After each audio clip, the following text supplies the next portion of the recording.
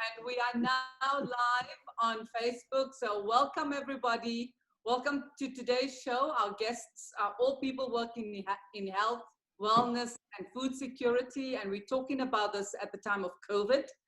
And so I think we've all become much more aware that even though we might have considered health and wellness during this period, COVID has made us much more aware. So I would like us in the idea of being aware and mindfulness, I wanted us to just show a little minute of a Deepak Chopra video, which talks about being mindful.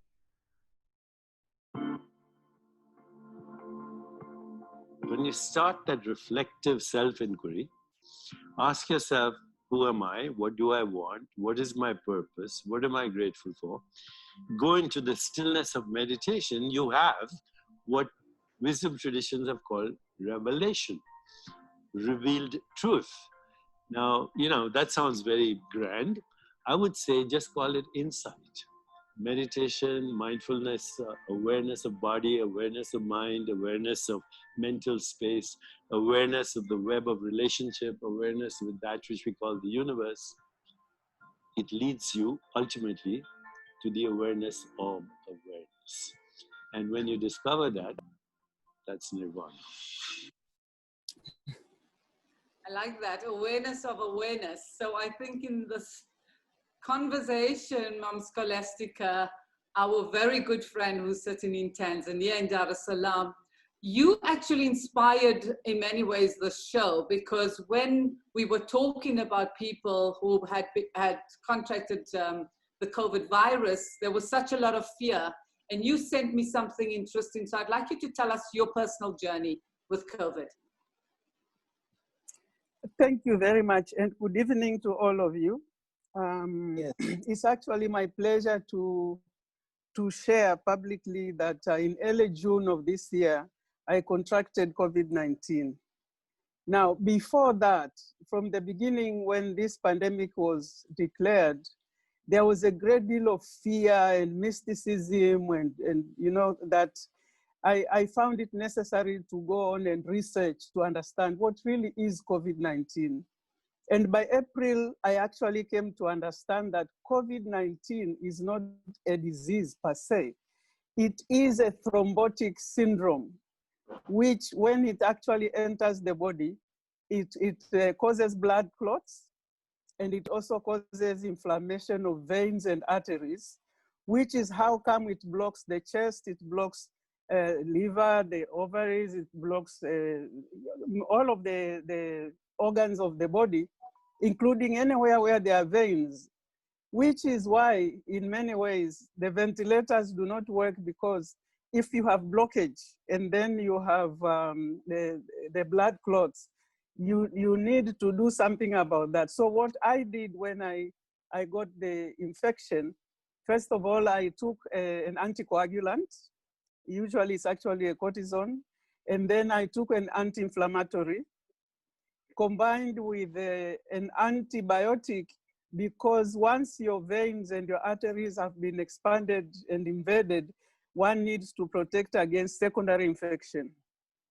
The other thing I also did was to make sure that I buttressed my body's immunity system by taking high doses of vitamin C, vitamin D3, and vitamin K. Now, the thing that actually also made a big difference is that it is now known if you combine quinine and either zinc or copper sulfate, that combination makes it possible to secure healthy cells from being infected by the virus. And then I had to take a lot of water, and actually where there was a coughing or sneezing or the throat was itchy, I was able to take a great deal of juices actually made from natural plants and herbs, including garlic and lemon and ginger and other things that we do have in Tanzania, which people use.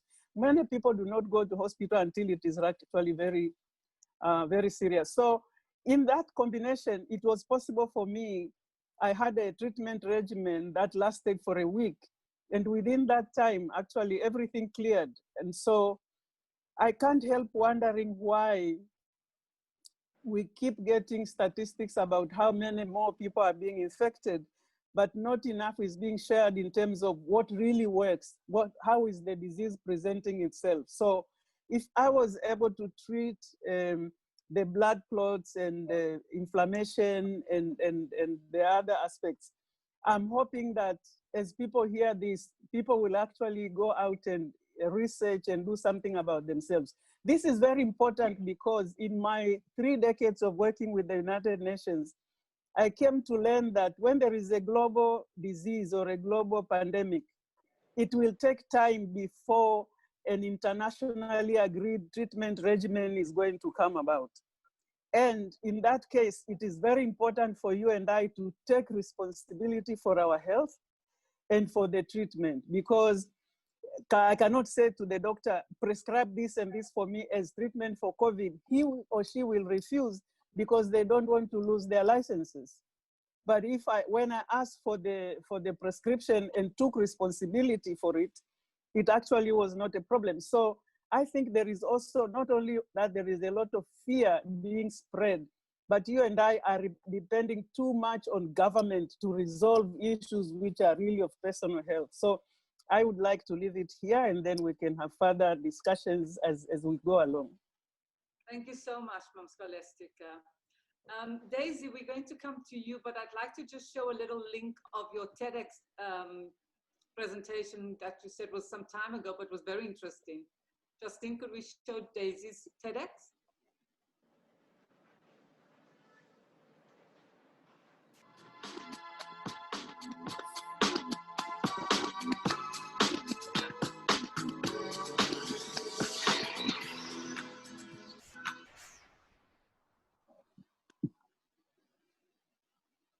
I'm really glad you came to this talk today. You might not be aware, but we are facing an invisible crisis. It's called food security, and it affects us all.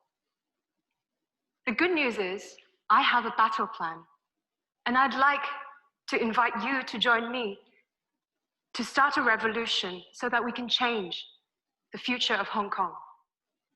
I started studying how food comes to our tables 12 years ago. I started by selling apples in a London market. For 5 years, that was my life. I learned everything about food there.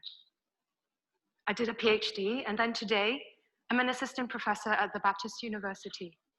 But at heart, I'm still a market girl, learning, studying still our food system. To better understand the looming food crisis, we need to look at our food supply. So let's go back in time. Just 60 years ago, Hong Kong produced 66% of the vegetables we consume. Do you know how much we produce today? Just 2%. Mm-hmm. This means we virtually rely on others to provide our everyday needs. This makes our system highly vulnerable.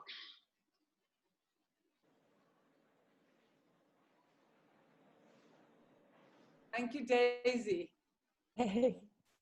So strange to watch yourself talk on screen. Beautiful. Thanks so much for having me. Work that you are doing, Daisy, and I think in terms of food security, how important that is now during this time of COVID too. Yeah, it's very strange because even at that time, a couple of years ago, people were wondering why I'm still, lots of people are asking me, well, why are you studying food security in the context of Hong Kong? Just because everyone thinks that Hong Kong is a very rich and prosperous city and that food security is not something that that should concern us. But that is actually not true.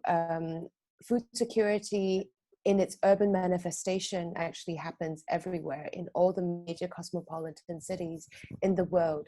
because it's about access. You know, it's about having equal access to good and healthy food that can sustain one's life, and being active in that life as well. So that inequality that we see very often in particularly rich urban cities and environments, manifests in ways that that touches on food security, and particularly during COVID, then we see an increased number of people being affected financially and therefore having difficulty in accessing regular and safe food. This is something that has always been here. I mean, COVID didn't bring this on. What it did was to reveal it to the wider society, and people started being more concerned, which is the silver lining in all this, because more people are being aware about what it means to have a food secure city, not just having financial access, but also having a stable supply. So when COVID broke, we actually had a couple of days around February where supermarkets were just emptied of everything, of fresh fruit and vegetables, of rice, of toilet paper for some reason. And then, yeah, I think that sort of manifested in other places as well. But when that happened, you know, I remember going to the supermarkets and wet markets and just going everywhere around town just to try and get some fresh fruit and vegetables. And it was impossible, or it was 10 times the price. And that makes you realize that, you know, we have so little buffer in this kind of city environment that this normally when things are working well, yes, we're fine, but suddenly when it hits, it's like you're in an apocalyptic sci-fi film, like rushing to provision for yourself and your family.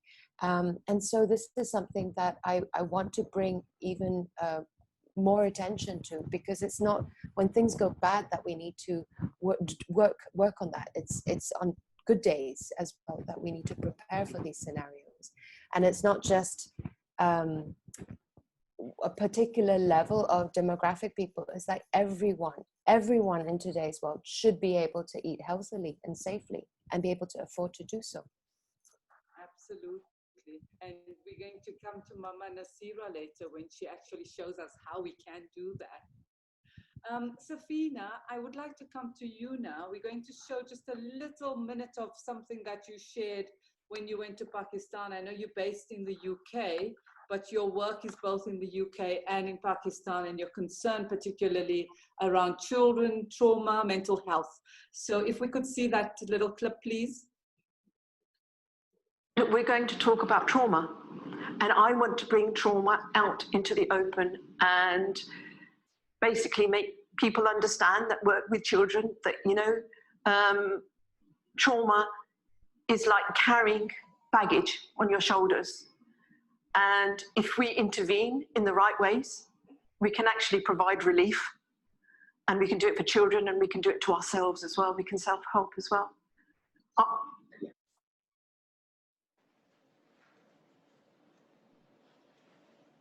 Welcome, Safina. Tell us about all the amazing work that you are doing. I know you're this kind of reluctant activist, reluctant politician, reluctant, but you do some really amazing work. So unmute yourself and tell us about the work you are doing.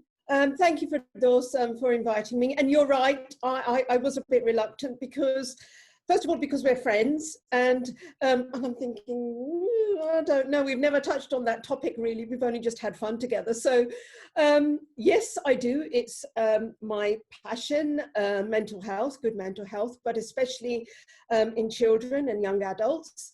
And how this scenario came about is that I have 2 biological children and 2 adopted children.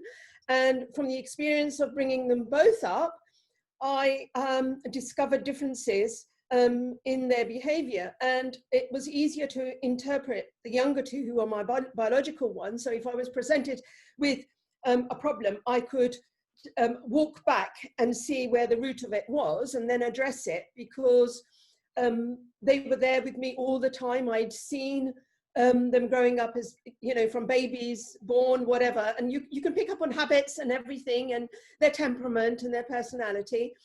And then when they grew up a little bit, it suddenly dawned on me that actually I don't have the luxury of that with the older two.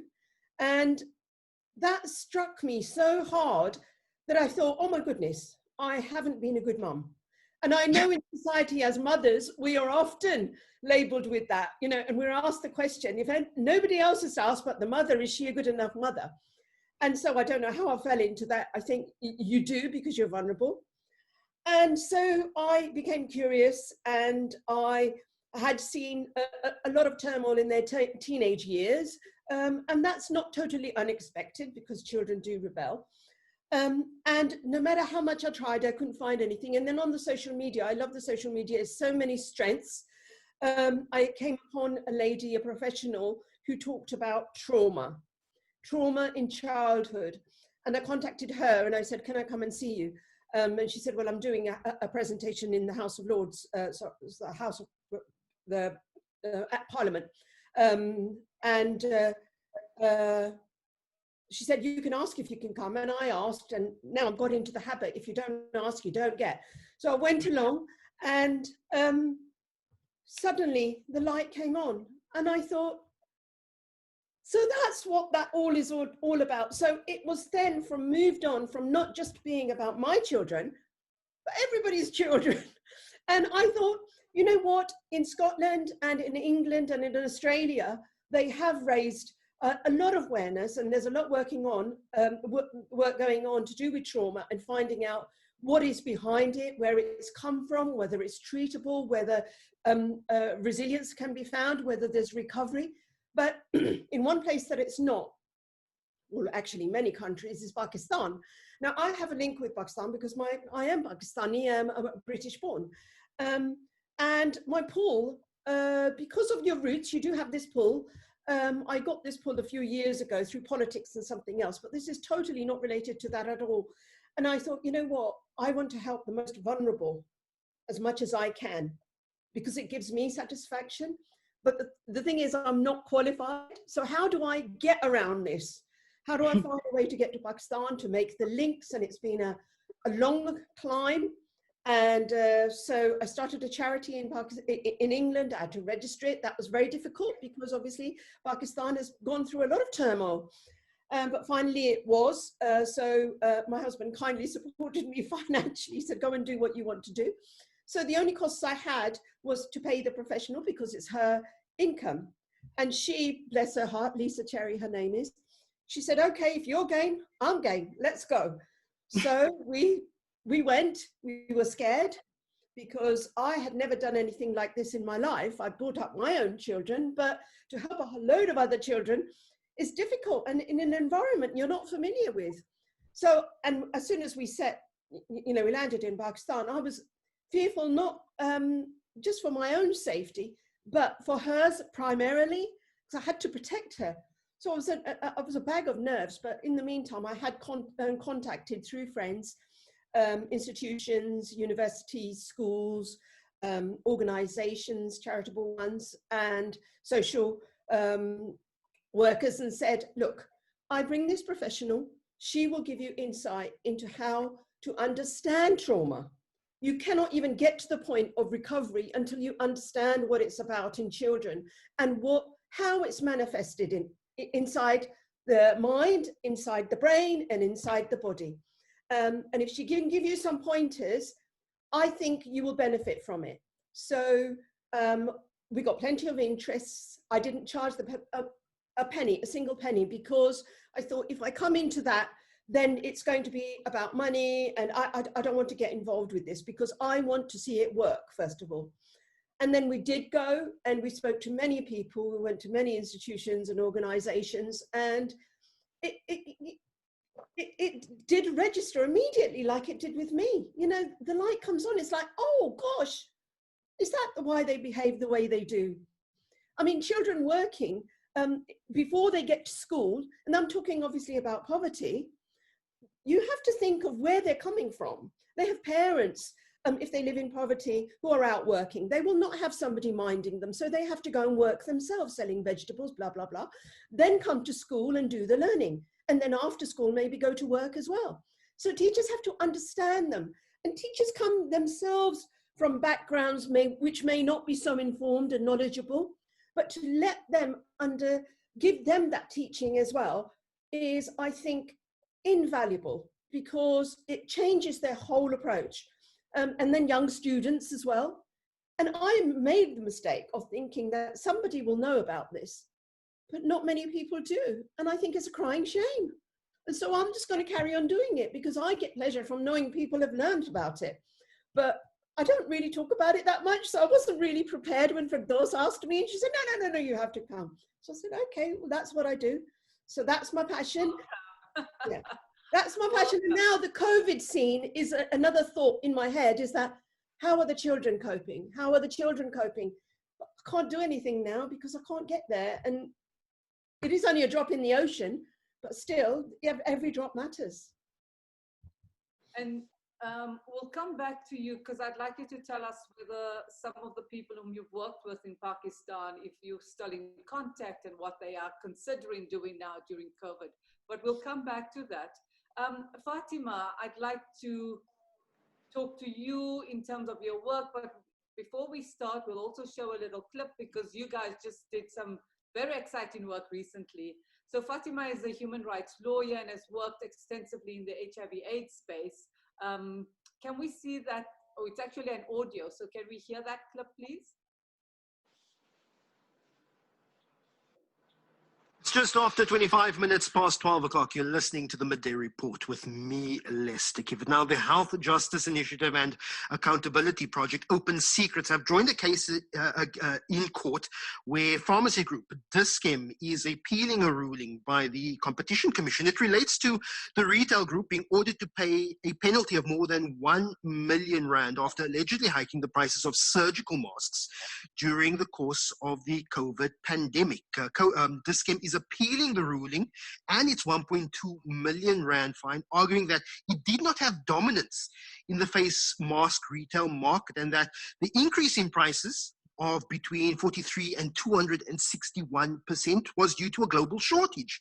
In February, head of the Health Justice Initiative, Fatima Hassan, joins me now. Fatima, thanks so much for coming on the Midday Report. Why does the HJI want to join this case now? Thanks, Lester. So the Health Justice Initiative and Open Secrets have been given permission to join the case as a friend of the court. So we're going in as an amici.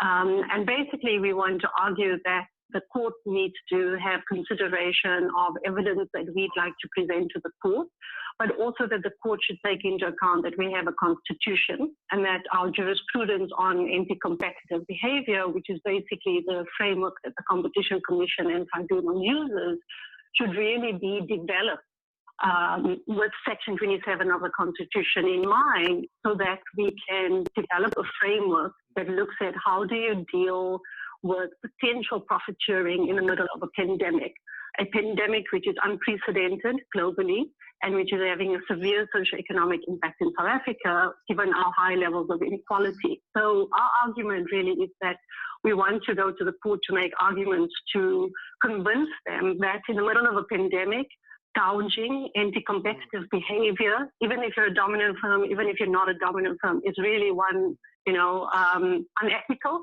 but also inappropriate. And you must remember the Competition Act was drafted at a time when there wasn't a pandemic. There's currently regulations that deal with anti-competitive behavior during this pandemic. So the question really is, how are those two going to align with the provisions of our Constitution to make sure that we try and protect, the most vulnerable people in our society? I mean, you've seen the reports about. Okay, we can stop there. Thank you. So well done, Fatima. I know that this is a new initiative. This is something that you started, especially now with the pandemic. Tell us about your work. So, I mean, it's quite simple, and thank you, because I think you're one of the people that actually inspired me. So I don't know if you all know that Firdaus was my teacher in high school, and really was one of two teachers that taught me everything I know about politics and about injustice and about, really inspired me to to pursue a career in social justice. So really hats off to you, Firdaus. So sometimes there are teachers who actually do get it. So basically, I think the idea of the work is really to marry the idea of health and justice, because really I believe that there can't be any health, you can't enjoy health rights without access to justice, and you can't have justice without health. And I think as some of the previous speakers have already spoken about, in terms of trauma, in terms of mental health issues, in terms of food insecurity, in terms of accessing healthcare, the vulnerabilities, particularly in our country for Black women, has been, quite severe and has disproportionately impacted them. And the idea of the Health Justice Initiative is to really to shine a spotlight where we can on some of the practices that are currently underway, and also to look at, I think, an often neglected area, which is the profiteering of the private sector, right, and the pharmaceutical industry. So if there's going to be a vaccine or a treatment or some medication that can actually save your life or reduce the morbidities associated with COVID, that's something that we're trying to focus on and look at. And the audio clip you just played related to something as simple as face masks and the gouging that's happening around the prices of face masks that are being charged, where poor people have to actually self-prevent, and by that I mean they have to wash their hands, they have to wear masks, because at the moment there's no cure. So who would have thought that there would be a time in our lives when, one, we'd be in lockdown, two, we'd be in a pandemic, three, people would be losing their jobs, and as a result not be able to afford food or basic necessities, but they wouldn't also be able to pay for an exorbitant price for a face mask that could protect them from COVID. Well, thank you for all this work that you do, Fatima. It's so very important. I want to come now to you, Mama Nasira, and we will show a link first of this food that you actually have been doing in the Gambia. And I think once we've all spoken, we'll talk about how it all intersects. So thanks, Justine. Let's have this link. Mama Nasira with Spicy Tasty Vegan Cuisine. Well, we're going to give everybody a little bit of an episode on our citrus drink. And it has developed, since we've been in the West Africa, to something so big that it's amazing to me. But so many people are interested. We just want to make sure that we teach people how to do this, because if you teach people how to fish for themselves, they would never have to bother about somebody bringing it to them. Absolutely. So we have our pineapple when we make our smoothies and use for our fruits. Well, we also use the skin part to boil it in the water. Grapefruits, we even add apples to it. We have oranges, tangerines. What else do we have in here? We can go right over to the pot, is where we're gonna put, we've already started some of it here. We took, the lime, lemons. Nice. And then we're gonna add the herbal teas. And I've taken some, and not to mention, look at the lovely baobab. Oh, nice. And we make powder out of this. And they've already done some of it. See, isn't this lovely? Yeah. So, amazing. Yeah, and so we have that. We also make drinks, baobab coconut drinks. This is for the collar, and this is actually the seed itself. Oh, nice. Yeah, I've seen that before. We actually make them in Kenya we make them sweet, because they're only in a certain region. Yes. And then we're gonna also take a hand. This is very high in vitamin C, because vitamin C is very necessary to keep our immune system up. So I learned that vitamin C is not in those tablets that they told us. It's in here. Okay. And so I used to take a handful of them and I put them right in here. I love that with vitamin C, not in those tablets that they told us. Exactly. You're welcome. And I have to tell you, I've looked at all your videos. It's just absolutely amazing. Tell us about this work that you do. I know you've come from the US to Africa to the Gambia. Yes, I want to introduce myself properly so you can get a little bit of background. I'm Nasira Ajila, known as Mama Nasira, and I'm currently here in the Gambia, West Africa, 4 years coming up in November. I'm a native of San Francisco, California, a graduate from City College of San Francisco as a library technician, do lots of research and information all the time. I have a BA in humanities from New College of San Francisco. I also raised 3 lovely, healthy sons. I've been married 40 years to 3 different husbands, but I just kept it moving because I'm into healing men, okay? I have been a vegan for 18 years, plant-based, a vegetarian for 47 years because I had a very severe illness and I had to change my lifestyle. I'm an entrepreneur. I have been here in the Gambia training over 20 vegan chefs, young women from 18 to 32. I'm a co-author of 9 books. They're actually black and white, 3 of them, color, and Amazon charges so much money, we had to make sure we got them economically with the black and white, and we have them 3 in ebooks, and they can be purchased on Amazon.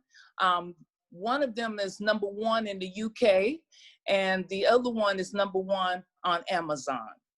I'm also, let's see, I also had an experience at 19. I was in the medical field. I started working as a nurse assistant.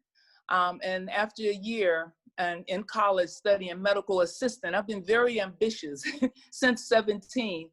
I actually got a position working at UC Medical Center of San Francisco as a lab tech phlebotomist. And I became really good with drawing the blood. I had an unfortunate accident, and the patient I drew blood from, she bumped me and I stuck myself with the needle and contracted hepatitis B. And after that experience at 19, and it was because I was working, going to school, living with roommates, eating out of all these different restaurants, and just because I was healthy, my mother did not work. So I had pretty good food. We did eat meat and so forth, but I didn't have that going to college. So my doctor, he said, you know, your liver is swollen. You know, I couldn't eat anything. I had to eat something every 2 hours. That, you know, the acidic was so rampant in my system. So he said, you're gonna need to eat the way your mother raised you. And I was confused. And he said, I mean, no more hamburgers and French fries. So I took that as a knowledge. And since I worked at the university, we had health food stores in the areas. So I started going to the health food stores and started asking questions. And I also took my mother's food. Instead of having meat like ham hocks in the greens and the beans, I started adding bouillon cubes. I started purchasing different herbs and spices. I knew very little, but my mom had some experience because I came from a kind of Italian Jewish background where they always had food, especially around the holidays. So that was really a blessing that I had that foundation. And I just took it into, just got away from the roommates. By the time I was 19, got my own apartment, and I cooked, and I had celebrations where people would come to my house and I would feed them because I couldn't just eat anywhere. And after 3 to 4 years of that, by the time I was 24, I got married. I had a foundation how to feed my children. And one of them was challenged with more or less a croupy cough. So I started boiling lime and with different teas and add garlic and onions in it. I was very limited, but I knew this was it's my foundation for where I am today. And it would actually bring up the mucus. And I didn't have to give him that cough medicine with the cough syrup. And then from there, I went on to marriage and, you know, sharing food with people when there were different events.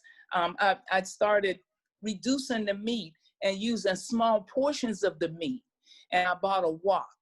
And once I purchased that wok, I had the recipes. So I started taking small portions of the chicken or the beef and saute it with garlic, onions, bell peppers, celery, you name it. I just started creating things. This is just, just something I did.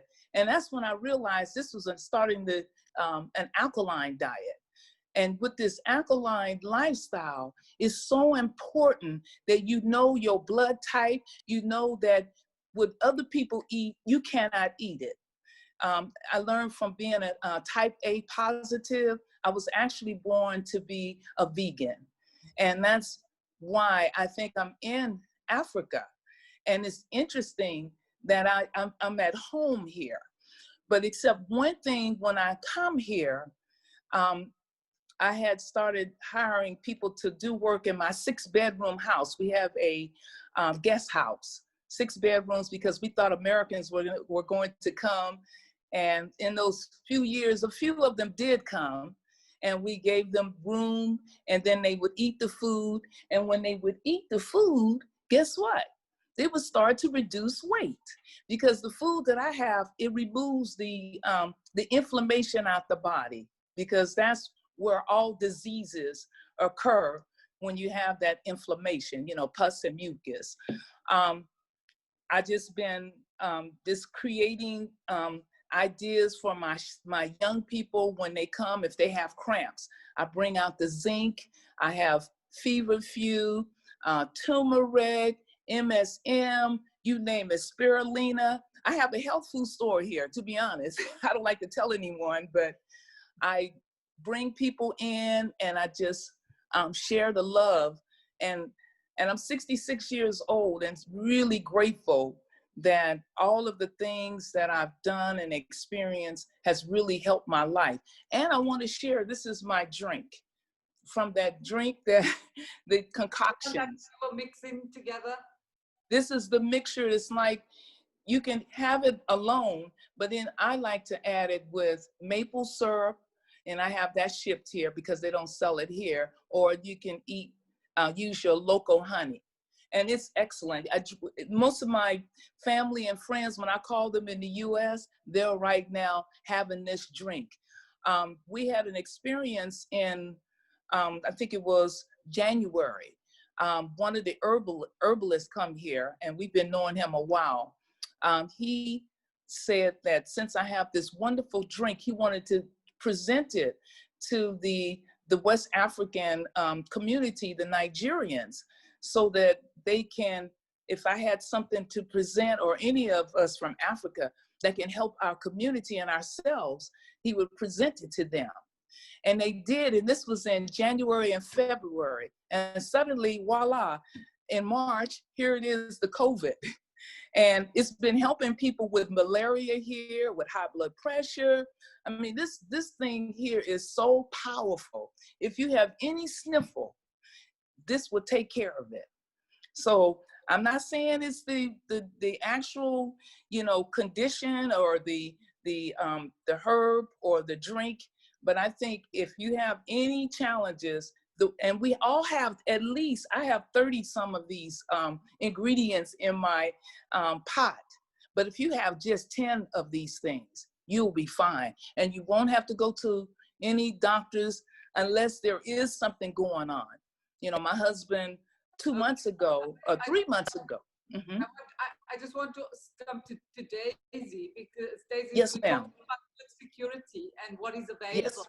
And Mm-hmm. you were saying that in Hong Kong, you're now finding what is the condition now in terms of what people are growing and what is available? Because I think what is interesting of what is in the Gambia, because most of the ingredients that Mama Nasira shows us, she just picks around her.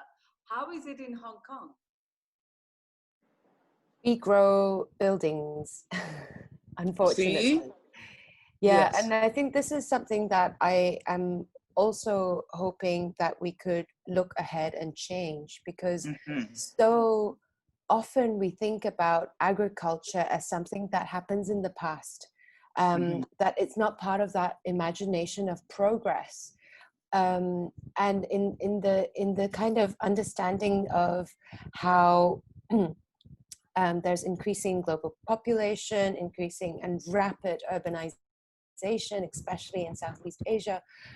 This current model that we have on depending on imports, depending on industrial production of food, that is just not going to be sustainable and not very healthy either. I mean, there's a whole lot of debate around how industrial production exploits the Earth's resources, from the soil, of course, like to reducing biodiversity, etc. And so the whole ecosystem is being destroyed by mass industrial production. In the way that Hong Kong has become, and I think Hong Kong is a really good example, is because that we have been pursuing this sort of free economy ideal, whereby we think that the market will solve it all. So if there is demand, there will be supply, and then if we have money, we'll be able to fulfill those needs, like through imports. But what COVID has shown us and what climate events have shown us is that that is not really feasible. So how do we imagine a city where we can regrow? Not to the extent where we can be self-sufficient. I think that would be a bit too ambitious, but at least to have some biodiversity, to have native vegetables growing again. We have the climate for it, and we have the land, surprisingly, because of course most people think it's a very land restricted city, but we still do. We do have about 4,000 hectares of agricultural land, although 80% is left fallow. So, you know, we have the land, we have the people who are interested, because so much of the younger generation who are much more exposed to these ideas of eating healthy, being with nature, or finding an alternative way of life. There is interest, but there's very little else apart from that. And so I think if we were to imagine urban agriculture not as a leisure activity that is sidelined, but as part of how we can progress as a city, then I think that could be a very powerful movement. And I think that it is or will be the basis of sustainable and resilient development. Yeah, I think that shift that needs to happen. From Scholastica, I'd like to come to you. Justine, can we show the clip of Scholastica's healing that she has just emailed to us? But Scholastica, I want you to, because I think Tanzania also has such rich agriculture, and that your president, in fact, when you were explaining to me about everybody was closing borders, but there was a very different perspective that came out of Tanzania. Yes, thank you very much. First of all, to make a link with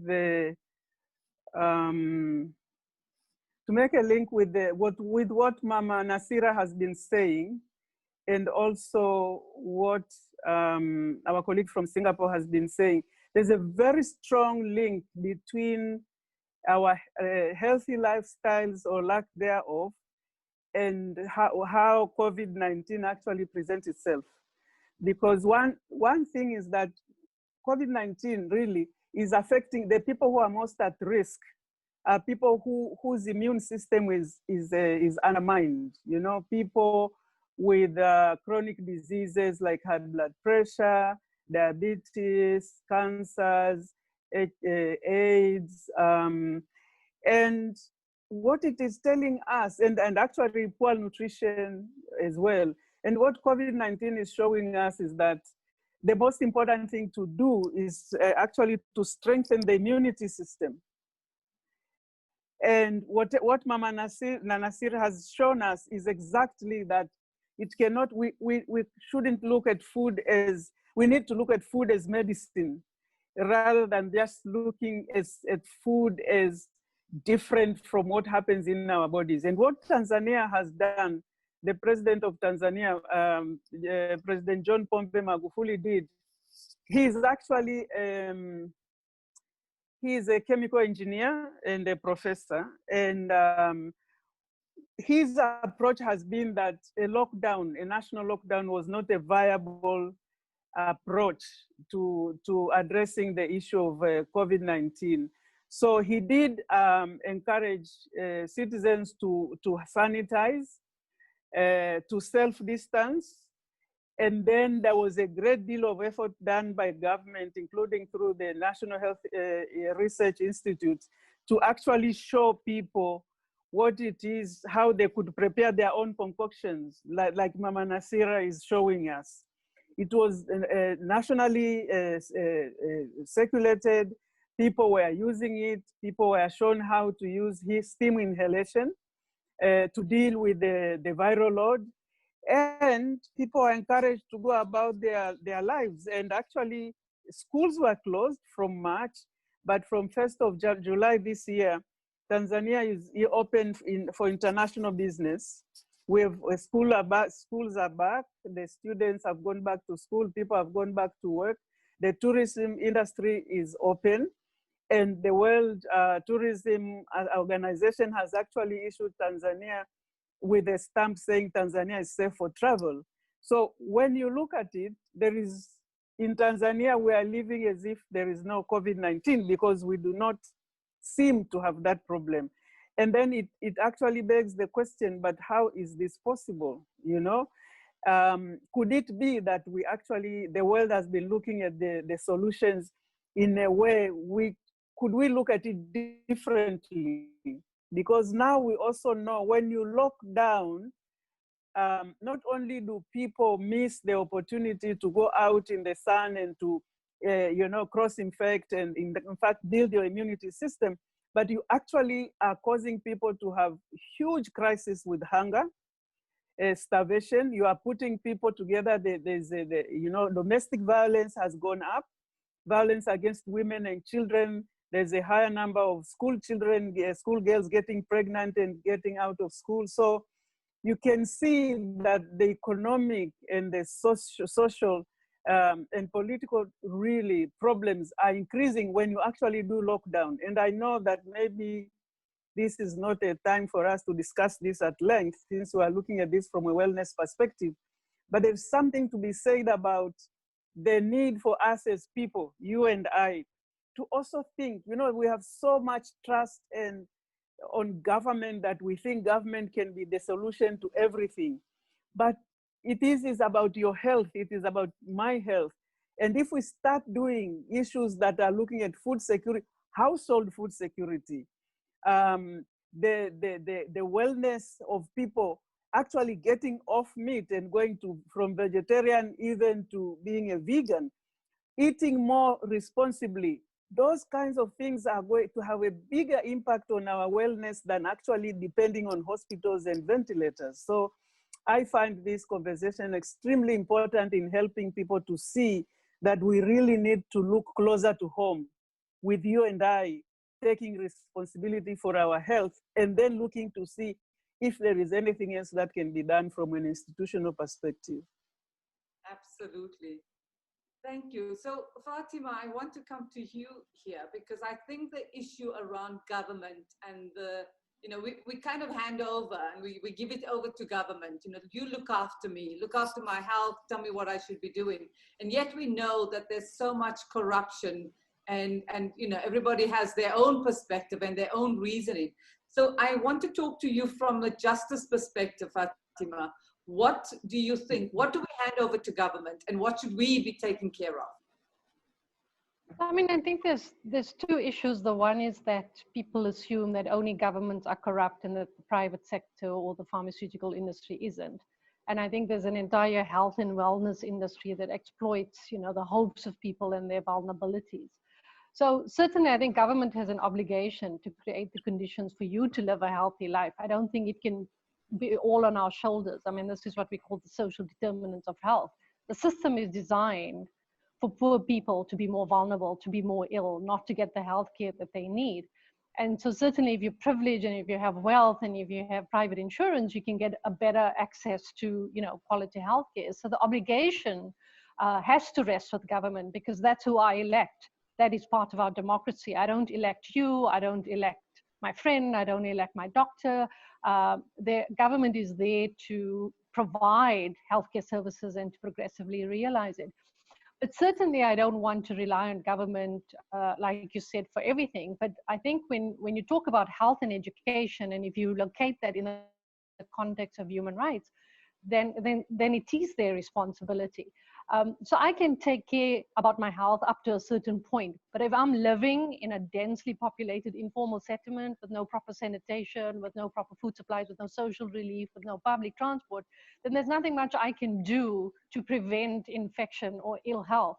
And that is the critique of government in South Africa at the moment, is that you pass a lockdown, you create certain laws around social distancing, when it's impossible in a country with such high inequality. It's impossible in a country where people are living in the conditions in which they're living. So we tell people, wash your hands frequently, try and practice self-hygiene, but we don't have proper sanitation in our schools. We don't have proper sanitation in many communities where people live. So I think it's a provocative thing to say that we should take care of ourselves. I don't think we can, because we are all part of a global community. Wherein we are extremely reliant on all the players around us to be able to enjoy, a high standard of health.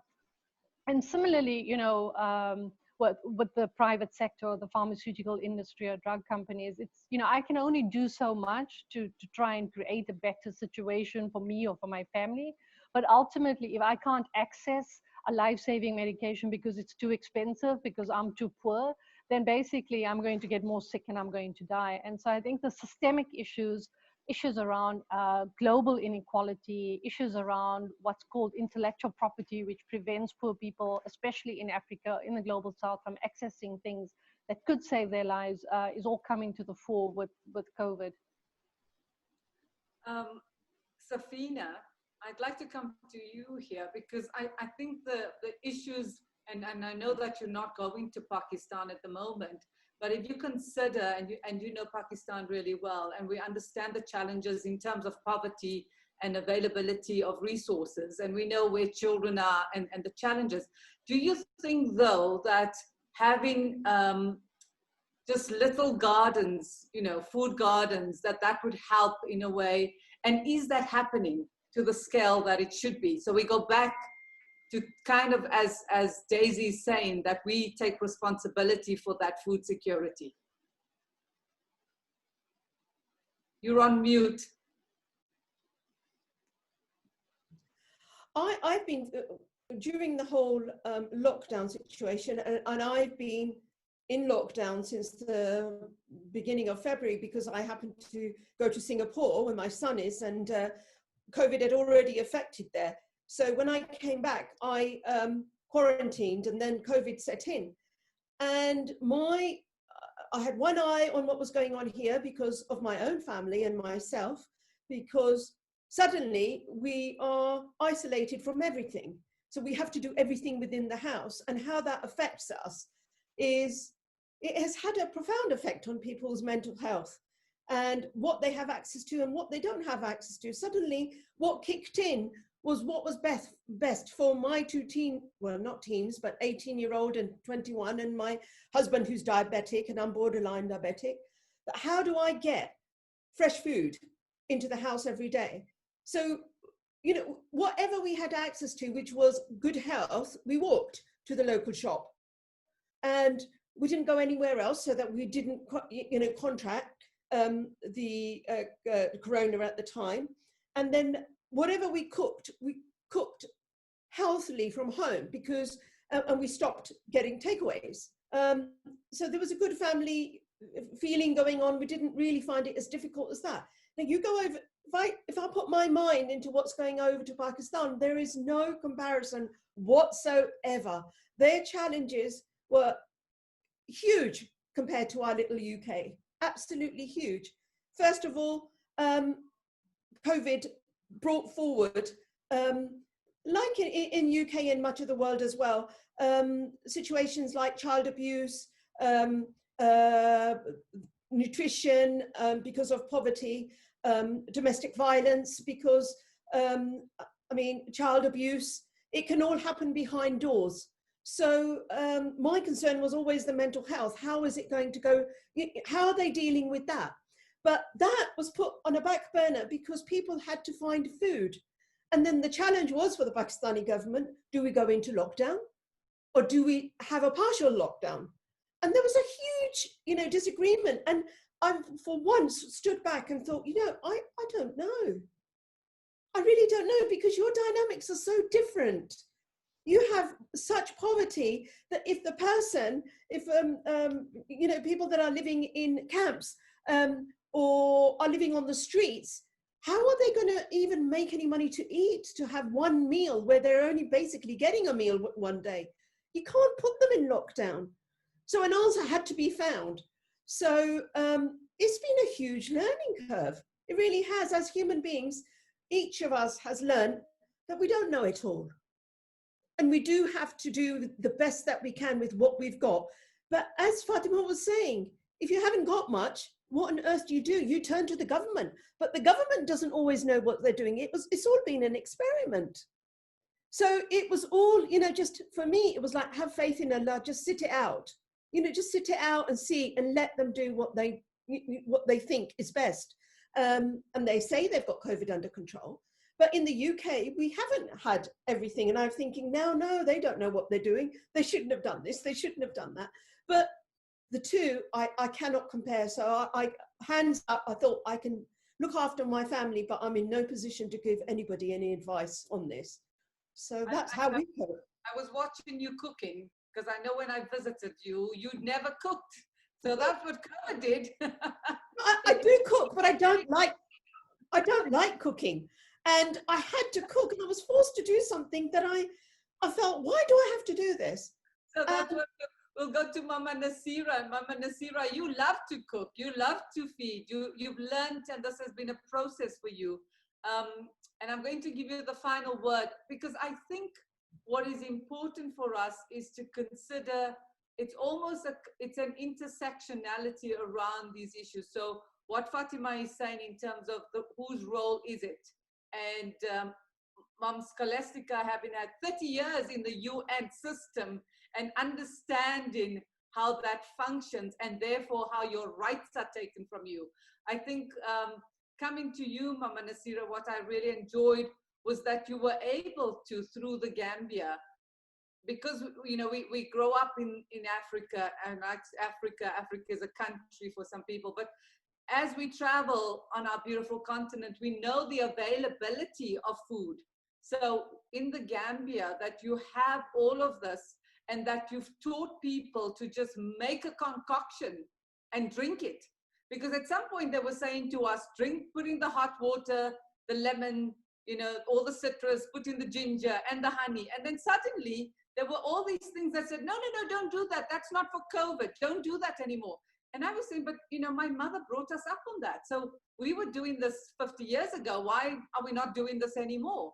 So Mama Nasira, what would you like to say to us in terms of food security and taking responsibility for healthy eating? You are on mute, so you need to unmute yourself.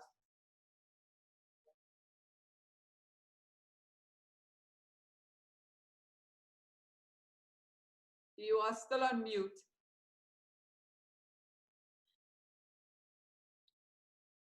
Justin, can you? There we are. There you are. Sorry. That's okay. Yes. It was lovely listening to the wonderful ladies speak about their experiences. I had so many things that had gone on in my mind. First of all, since we do have our books, I was reading through my book this week, and I saw the one thing for a lot of us, people who are melanated dominant, we must eat the way our ancestors. It's not about what the government or what anybody else say. You have to look at you. So with me, knowing that I need sunlight, when I lived in San Francisco, I was cold with allergies. I was sick all the time, and going to the doctors, I would break out. I was a mess. My mom left the South, Arkansas, ended up in San Francisco because of the opportunities. And she didn't nurse me because she told me a nurse told her, you can dry your milk up. So therefore I became very ill. So I'm thinking going back to your ancestors, a lot of these sicknesses that we have is pre-existence, you know, sicknesses, like I have hepatitis. I mean, I can easily get infected and sick again. But the one thing, I worked in the corporate world for 45 plus years. The last 15 years of working at the City College of San Francisco, I was one of the only persons from a vegetarian, more or less, to strict vegan. I never used my medical, because when I did go to them, they couldn't tell me anything. And I would have to tell them. I said, oh, my stomach has been paining me, and I'm just wondering if this relationship or this job, is that affecting me? And one doctor said, you need to take a vacation. So I did, and I let that environment go.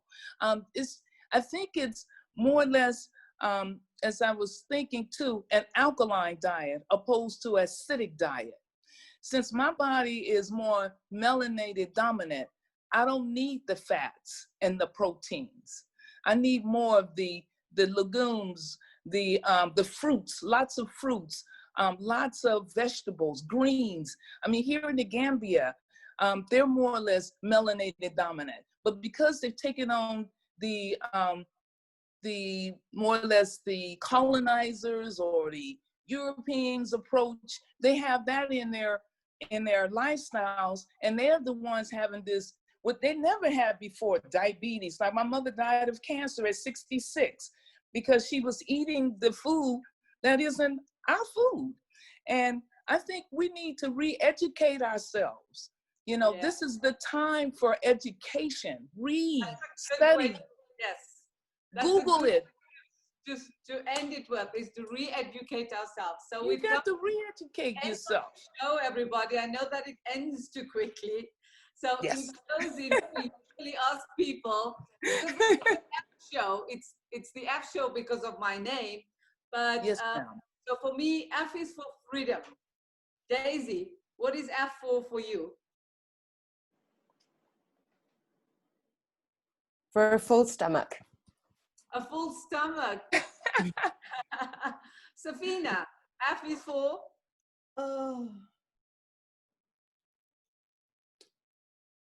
Food. Flight. Flight. You want to fly, or as in take off?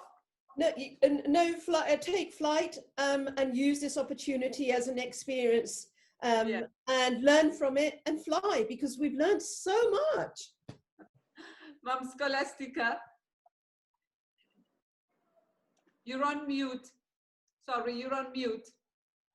For me, F is for fabulous. A fabulous life is possible if we take charge. Yes. Fatima, besides F for Fatima. I think F is for fairness. There's no fairness in the world, and we need more fairness. Mom Nasira, F is for? My first sentence and what I wrote today was, first, love yourself. Love yourself. So F is for first. Well, I want to thank you all for your time and for sharing so generously and graciously. And we always want the topics to be quite diverse, and so people can get a little pinch and a hint of different things. So thank you so very much, everybody. Good night. Goodbye. Go to bed, Daisy. We're so happy that you could be with us. Bye. Bye. Bye. Bye. Take care.